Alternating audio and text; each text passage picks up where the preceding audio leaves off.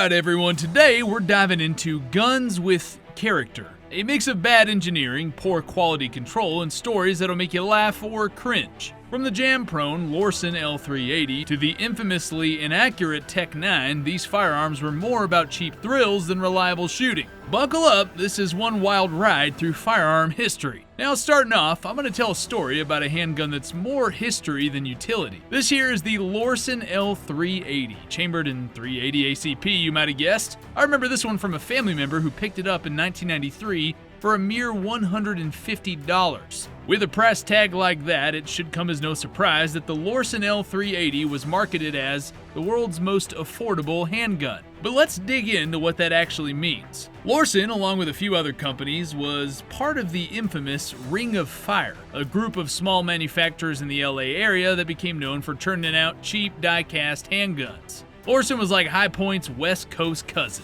Affordable, rugged in its own way, but far from what you call high quality. In 1993, Lorcin produced 341,243 handguns, making them the top handgun producer by volume that year. It was a clear sign that a budget-friendly gun had a huge market, but also it meant that you were getting what you paid for. The Lorcin L380 specifically is made from Zamic, a zinc alloy commonly used for die-cast parts. This makes a gun fairly heavy for its size, and that gives it that solid but clunky feel, I guess. Now don't get me wrong, there is a certain charm in how simple it is, but you're not exactly looking at a precision-engineered firearm here. More like a tool you'd use in a pinch, but probably not your go-to for defense or range time. Ergonomically, this thing is a mess. It's about as comfortable as trying to drive a pickup truck with a backseat full of rocks. The grip's bulky, the controls are awkward, and it feels more like holding a brick than a firearm. The magazine release is made of plastic, and it feels like it was slapped on just because they had to put something there. As for safety, well, let's just say one of those features you'll wish you never had to use because it's hard to get to and even harder to engage when you find it. But here's the thing. While it's a nightmare to handle, the real kicker with the Lorcin L380 comes from its reputation for reliability or the lack thereof. The ATF actually issued a warning about Lorcin handguns back in 2001. They found that these guns had a nasty habit of discharging unexpectedly, especially when dropped or jolted. That's right, a drop could potentially set it off. The L380 had a reputation for being unsafe, unreliable, and in some cases downright dangerous. Now I'll admit, I've got a soft spot for this particular firearm because of the family connection. Will I ever fire it though? Heck no. While I can appreciate the nostalgia behind it, the truth is it's not a firearm you want to depend on when things go south. Still, I think everyone who owns one of these should fire it at least once. Not because it's good, quite the opposite really, but because you gotta shoot it to truly understand just how much you shouldn't shoot it. Let's just be smart about this thing. These are cheap handguns and they might have history, but they come with their own set of risks. So if you decide to give it a go, make sure you're doing it safely and with full knowledge of what you're dealing with. As for me, I'll just use this video as a reminder of a bygone era of budget handguns. If you've got a taste for obscure and controversial firearms, let me introduce you to the RG-14 Revolver. This one's a real piece of work and a real piece of history, but not the kind you want to take to the range. The RG-14 is a small, cheap .22 LR revolver. It's got a bit of a dark past thanks to its association with the infamous assassination attempt on President Ronald Reagan by John Hinckley Jr. in 1981. Now I know what you're thinking, a revolver for an assassination attempt? Yeah, that's right. Hinckley, using this very gun, tried to take down Reagan in an attempt to win the attention of an actress, Jodie Foster. As my daughter would say, that's some major simping. But let's back it up a bit. The RG-14 was produced by RG Industries, the American division of the German company Raum Gesellschaft, which split off in the 50s. Originally a maker of chucking tools, Raum decided to diversify into firearms in the 60s. And that's when RG Industries was founded, in Miami no less, in 1968. RG's bread and butter were small, low-cost revolvers and semi-autos, often in calibers like .22 LR, .25 ACP, and .38 Special. But don't be fooled by the name, these guns are more about quantity than quality. One of the first things you'll notice about the RG-14 is that it's made out of zinc. Yes, even some of the pressure-bearing parts are cast from zinc. That's not exactly what you want to see in a firearm. Zinc is lightweight, but it's also prone to wear and tear, and it doesn't hold up well under stress, so if you're looking for reliability, you're gonna want to keep walking. The 22LR version of the RG-14 is, I'd say, safe enough to shoot, but anything larger like the 38 Special version is definitely pushing it. The gun wasn't built for those kind of pressures, and it's a gamble at best. The Revolver has a reputation for being a bit of a ticking time bomb in terms of reliability. You're looking at a gun that might fire when you need it to, and it might not. And when it doesn't, well, you're left hoping you've got a backup plan. Let's talk about the design for a moment though. This thing is as simple as it gets. The barrel's a two-piece design held together by a pin, which, surprise, was missing from the sample that I came across. This means you can easily pop the barrel shroud off, front sight included, at will, which doesn't exactly inspire confidence. The cylinder? That's held in place by a rod that needs to be unscrewed completely to remove. Yep, you gotta take the gun apart just to reload it. Talk about inefficient. And then there's the ejector. Well, there isn't really one actually. Instead of the typical ejector rod, you've got a screw that needs to be removed before you can even get to the cylinder. After that, you gotta manually pluck out the spent cases with your fingernails. I don't know about you, but that doesn't exactly scream quality craftsmanship. Let's not forget about the infamous Devastator rounds that Hinckley used. These were supposed to be a exploding ammunition type. Basically a bullet with a second primer in the nose meant to detonate on impact. However, they didn't work as advertised, and they ended up being more of a dramatic idea than a functional piece of ammunition. Still, the concept was terrifying enough at the time to make the surgeons working on President Reagan wear flak jackets while they removed one of the rounds. So what do you do with a gun like the RG-14? In all honesty, it's more of a conversation piece than a practical firearm. Got a dark history, and it's generally regarded as a poor quality weapon. If you're a collector and someone with a particular interest in obscure gun history, you might find some value in having one of these. But if you're thinking of using it for self-defense or target shooting, you're better off looking elsewhere. The RG-14 is a reminder of a time when cheap, questionable firearms flooded the market, and its story's tied to one of the most infamous moments in modern American history. But when it comes to actually using it, let's just say I wouldn't trust my life to one of these. Now, here's a bit of a cautionary tale for any serious collectors or shooters out there. We're talking about a piece of history you don't want to have in your collection unless you're prepared to deal with a little or a lot of rust, the infamous Saltwood Browning superposed. Now, you might be thinking, who would want a gun that rusts from the inside out? Well, back in the 60s and 70s, if you weren't paying attention, you could have ended up with one of these. They were mostly found on Browning superposed shotguns, but a handful of rifles from the T-Bolt, Safari, Olympian, and Medallion grades, as well as some special commemorative models like the 2 millionth edition Auto 5 were also effective. So what exactly went wrong? Well, let's talk about the wood first. To make gun stocks, you need to dry the wood, which can take several months to do properly. Now, back in the 60s, Browning had a problem on its hands. Demand with their firearms was skyrocketing, and they had a ton of California walnut to work with. California walnut, while beautiful, is pretty fragile, and if you dry it too quickly, it cracks, so Browning, ever the problem solver, turned to Morton salt for a little help. Morton had developed a salt drying process for the furniture industry that sped up the drying time, and Browning thought it'd be a great way to get their gun stocks ready faster. And that's where things went off the rails. You see, salt drying works by pulling moisture out of the wood, but it also created a brine solution. This brine would drip down and soak the bottom planks in a pile of stacked wood. When that wood was eventually used to make stocks and forends, it was fitted onto the steel parts of the guns, and that's where the real trouble began. The salt from the wood would interact with metal parts, slowly eating away at the steel from the inside. You might see where this is going, yeah? The result was guns that rusted from the inside out, often in places you couldn't see, like where the stock met the metal frame. This issue, which became known as saltwood, lasted from 1966 into the 70s, and it was a major headache for Browning. Thankfully, the company didn't try to cover it up. They owned up to the mistake, and they offered to replace the saltwood stocks. But honestly, it would have been better if they never used salted wood in the first place. If you happen to come across one of these guns, whether it's a superposed, a T-Bolt, or any of these other affected models, just be aware of the rusting issue. If you're a collector, it could be a valuable relic of an unfortunate manufacturing flaw. But if you're looking for a shooter, you'll need to inspect the metal parts very carefully. Rust doesn't always show up right away, so if you're not looking closely, you might be in for a big surprise. Long story short, Saltwood Brownings are a cool piece of gun history, but they're not exactly the holy grail you'd hope for. Bit of rust never hurt anyone, but when it's eating your gun from the inside out, that's another story entirely.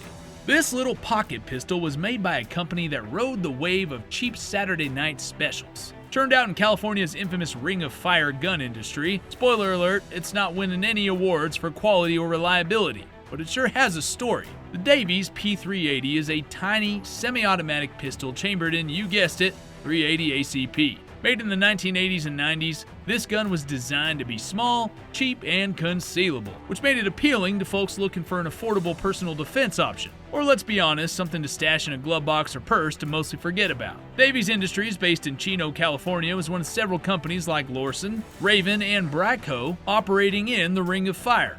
These companies specialized in producing inexpensive firearms using die-cast zinc alloys. Hello again, Zamek. And that's to keep the costs down. The result was guns that were affordable but not exactly what you'd call high performance. Let's talk about the elephant in the room. The P380 is basically made of pot metal. The slide, frame, and most of the other parts are die-cast from zinc alloy. Sure, it's light, but it's also prone to wear, cracking, and outright breaking if you push it too hard. You won't find any polished blued steel or precision machining here. This is about as utilitarian as it gets. The pistol holds 6 rounds in a single stack magazine with a manual safety that can be temperamental. It's striker fired, meaning there's no hammer to deal with, but the trigger pull is notoriously heavy and gritty, like dragging a rusty nail across sandpaper. Let's just say it's not winning any points for ergonomics either. Now when it comes to actually shooting the P380, results can vary. These guns have a reputation for being unpredictable. While some might fire a full magazine without issue, others will jam, fail to feed, or fail to extract every other round. And if you're thinking about running plus P ammo through it, forget it. The P380 was not built to handle high-pressure loads, and doing so could lead to catastrophic failure of the gun and your hand. So why does this gun even exist? The simple answer is it filled a niche. Back in the day, not everyone could afford a Colt, a Smith & Wesson, or even a Ruger. Guns like the P380 provided an accessible, albeit flawed option for people who wanted something, anything, for self-defense. Davies Industries didn't last forever though. The company folded in the late 90s, and its legacy, along with many of its products, faded into obscurity. The P380, like many of its Ring of Fire cousins, became a symbol of cheap, mass-produced firearms that flooded the market during that era. The Davies P380 is the kind of gun you keep in your collection if you're a sucker for oddball firearms or fascinated by the history of cheap American handguns. It ain't a great shooter, it's not reliable, and it's certainly not pretty, but it is a conversation starter. Would I trust my life to one? Heck, not a chance. But I would pick one up for $50 at a gun show just to tell its story. Just don't expect this little pot metal pea shooter to be anything more than what it is. A relic from a time when cheap guns were as abundant as bad mullets. Yes, I had one too. If you've never heard of the Jimenez Arms JA9, count your blessings. If you see one in the wild, I hope you kept walking. And if you own one, well, bless your heart. The Jimenez Arms JA9 is a semi-automatic pistol chambered in 9mm, a cartridge that's literally been used by everyone from German soldiers to mall cops. Cartridge is fine, legendary even, but this gun? Well, this gun is what happens when someone looks at a Hot Wheels car and thinks, yeah, I can make a firearm out of that. Let's break it down. It's made of Zamek, the same pot metal used in die-cast toys and cheap belt buckles. It's heavy in all the wrong places, feels about as ergonomic as a cinder block, and comes with a trigger that makes you question every decision you've ever made. And then there's the sights, if you can even call them that. They're about as useful as trying to shoot by looking into a funhouse mirror. This thing is cursed straight out of the box. You could unseal a brand new JA9 and it'll still jam, misfire, or fall apart on you. The kind of gun that could double as a paperweight or on a good day a hammer, but only if you don't swing too hard. And if you think, hey, maybe I'll just run some good old 9mm Luger through it to make things better,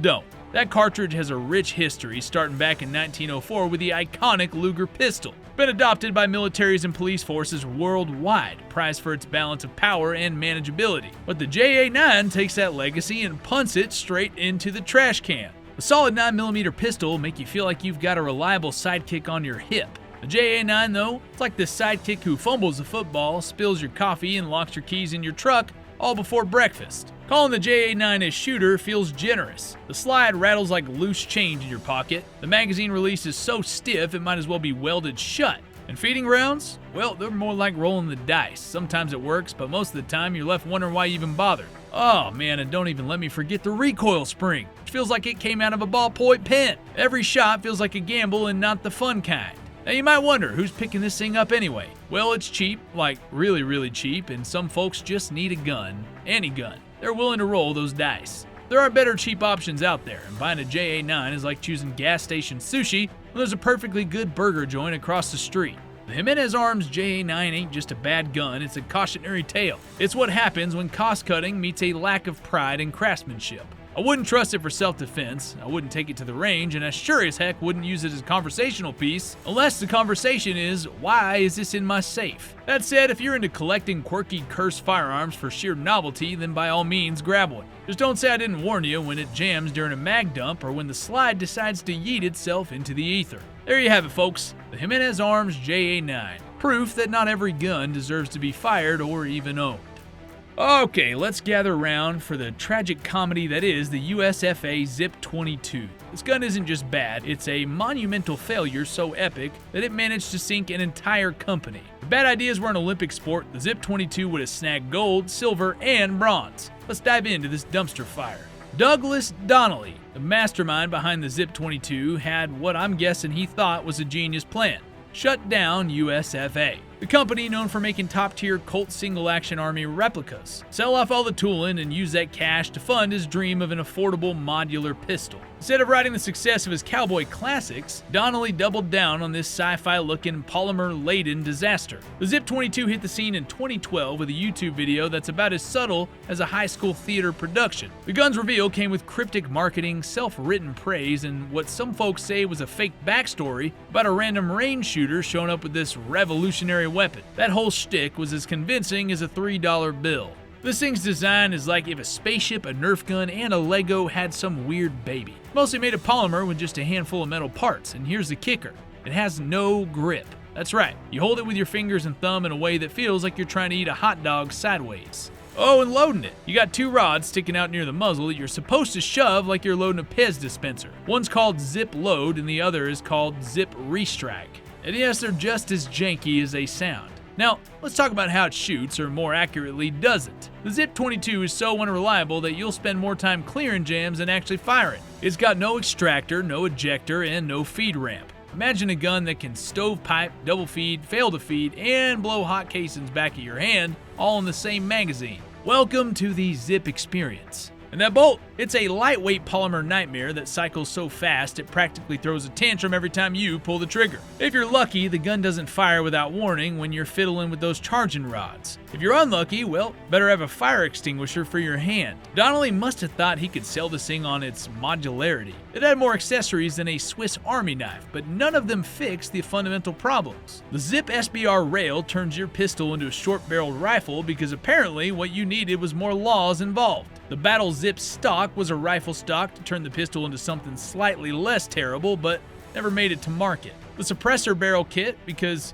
who doesn't want a quieter malfunction? And lastly, upgrade kits. And let's be real, upgrades were just duct tape with design flaws. The ZIP-22 was such a disaster that it barely lasted a year into production. By 2013, the Zip factory lost its federal firearms license, and Donnelly's dreams of dominating the gun world crumbled like a house of cards in a tornado. Only a few hundred ZIP-22s were ever made, and the gun is now a collector's item not because it's good, but because it's a punchline in firearm history. The ZIP-22 is what happens when ambition outruns common sense. It's a gun that looks like it belongs in a sci-fi movie, but functions like it came out of a bad infomercial. If you got one of these, keep it as a reminder that sometimes it's better to stick with what you're good at. Because Donnelly traded 6-shooter glory for a polymer punchline, and it cost him everything. Moral of the story, if it looks like a toy, shoots like a headache, and jams like a garage band, it's probably best left on the shelf. Moving forward, let's talk about the FIE Titan Tiger, a revolver that somehow manages to be both unremarkable and unforgettable, mostly because of how bad it is. If you're thinking about picking one up, let me save you some heartache.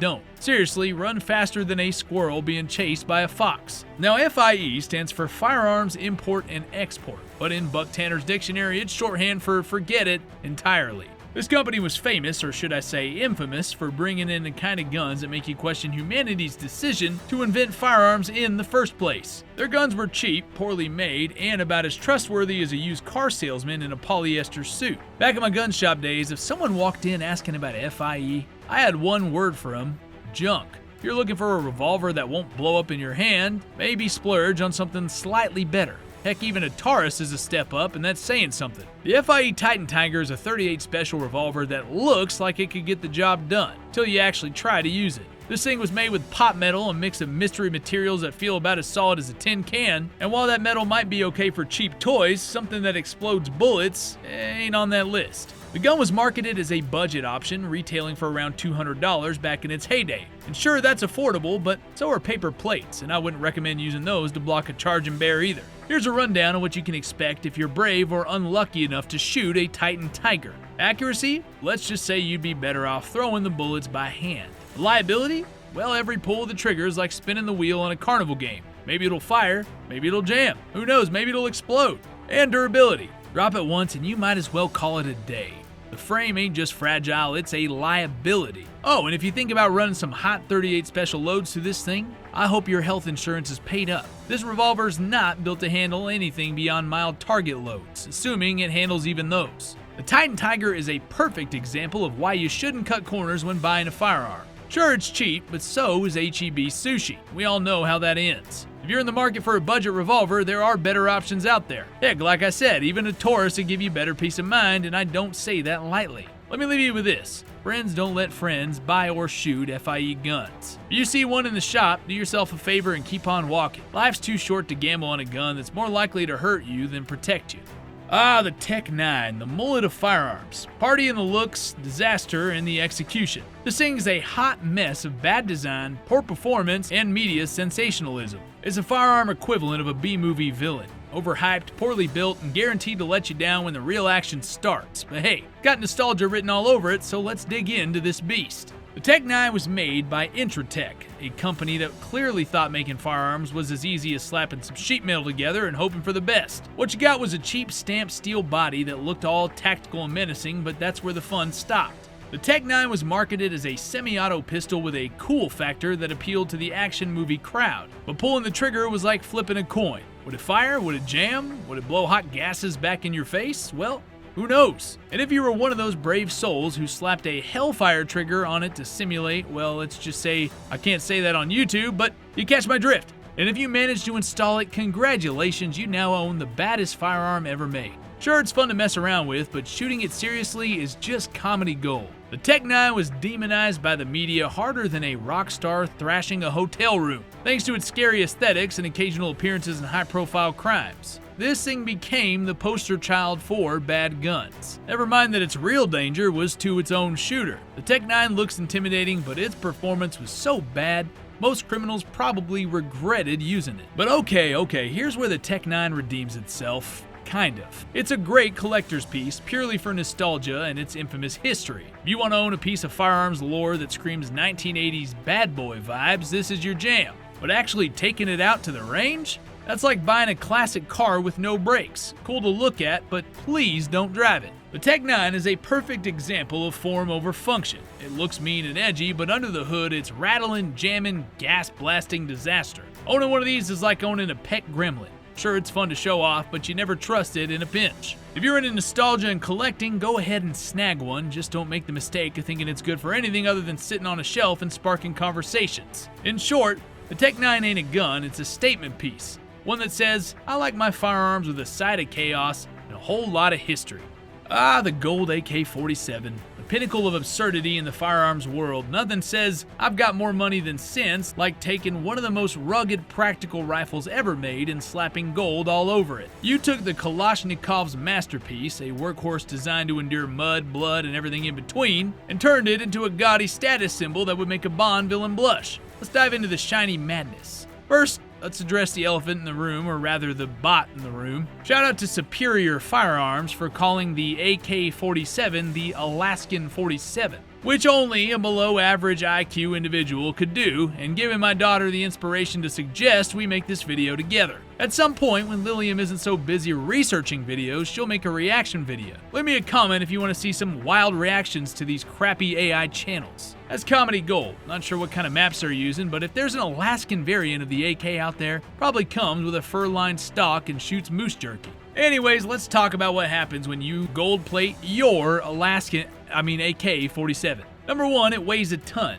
The AK-47 is already a pretty sturdy piece of steel and wood, but when you gold plate it, man, forget it. Gold is dense, so dense that slathering it on an AK can more than double the weight. You ain't just carrying a rifle, you're lugging around a golden brick with a barrel. Hope you've been hitting the gym, because this thing will give your arms a workout before you even pull the trigger. And number two is the price tag. At $10,000 to $50,000, you might have thought ammo was expensive, but Try coughing that up for a rifle that's just as good as shooting as the $1,000 factory model. Except now you're too afraid to take it outside because every time you scratch the gold, you're watching a couple $100 flake off. And good luck explaining that to your jeweler. And number 3, it's just a status symbol. The gold AK ain't about shooting, it's about showing off. It's the kind of thing you buy if you want people to know you made it, or maybe that you desperately want them to think you've made it. This rival ain't going to battle, it's going on Instagram. Let's be real, this here is purely for the laughs. We're gearing up to make some reaction videos, and the gold AK-47 is a perfect target for roasting. People already think we're some AI channel, so why not lean into the chaos? The comments are gonna be gold-plated themselves. The gold AK-47's proof that just because you can doesn't mean you should. It's a glittery, impractical flex that turns one of the most reliable firearms ever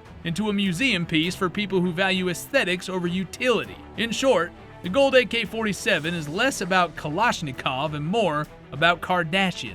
This is the Widowmaker that nobody asked for. Let me tell you all about the Winchester Model 11 SL. A shotgun so bad it literally earned the nickname Widowmaker. This thing wasn't just a bad design, it was a walking or shooting Darwin Award waiting to happen. If you ever wondered how not to design a firearm, well, buckle up, because this is a tale that's both tragic and absurd. See, John Browning wasn't just a genius, he was a business-savvy mastermind. When he designed the legendary Auto 5 shotgun, he patented everything including the charging handle. And that left Winchester in a tight spot. They told their in-house inventor, T.C. Johnson, another brilliant designer I might add, to come up with a semi-auto shotgun that wouldn't infringe on Browning's patents. Johnson must have looked at the list of things he couldn't do and thought, well, guess we're gonna wing it. Since Browning had patented the charging handle, Johnson decided to get creative. Maybe a little too creative. Instead of a charging handle, he slapped a knurled section onto the barrel. In order to cycle the action, many owners had to set the shotgun butt down on the ground, grab the barrel, and push down with all their might. Sounds pretty sketchy, right? Well, it gets worse. Back in those days, paper shotgun shells were a thing. They had a bad habit of swelling up when they got wet, which made them stick in the chamber. If that happened, the only way to clear the jam was to push even harder on the barrel. But here's the kicker, literally. Sometimes that maneuver caused the gun to slam fire. You were unlucky enough to have your face over the barrel while doing this, and a lot of folks did, you would get an instant, tragic answer to the question, what happens if a shotgun goes off in your face? This happened enough times that the Model 11 SL earned its infamous nickname, the Widowmaker. Now that's not all, here are some other reasons why it sucked. The slamfire issue was just the main course of misery. This shotgun came with a full buffet of bad ideas. Number 1 being the fiber buffers instead of metal friction rings. Browning's Auto 5 used durable metal friction rings to manage recoil. Winchester, in a move that can only be described as cost-cutting madness, used fiber buffers instead. Guess what happens to fiber under repeated stress? Well, it wears out. When the buffers failed, the gun kicked like a mule on steroids. And that extra recoil? Well, that would split the stock like a dry twig. And speaking of recoil, even when the fiber buffers were working, that recoil was brutal. Combine that with a poorly balanced design and you've got a shotgun that beats up its owner more than the target. And number 3, the reputation. After a few tragic self-inflicted incidents, the Model 11 SL was as cursed as a bad lottery ticket. Gun shops couldn't give these things away. The Winchester Model 11 SL is a textbook example of what happens when you prioritize workarounds over wisdom. Sure, Browning's patents tied their hands, but Winchester went and tied a noose with their workaround. This shotgun wasn't just a failure, it was upright dangerous. If you see one at a gun show or in a collection, I'd admire it from a safe distance and thank your lucky stars you never had to rely on one. For once, the nickname Widowmaker isn't just a hyperbole. World War I guns like the M1911, despite being over 80 years old, remain respected collectibles, still functioning just like they left the factory. Meanwhile, guns like the FIE Titan Tiger are often relegated to the why did I buy this section of a pawn shop's inventory. The best firearms are purpose-built and tested to withstand time, while the worst end up on sharpshooters' roast list as disasters to avoid. If you like content like this, subscribe, like, and hit that little bell thingy. Or check out the next video on your right for more classic guns. Thanks for watching.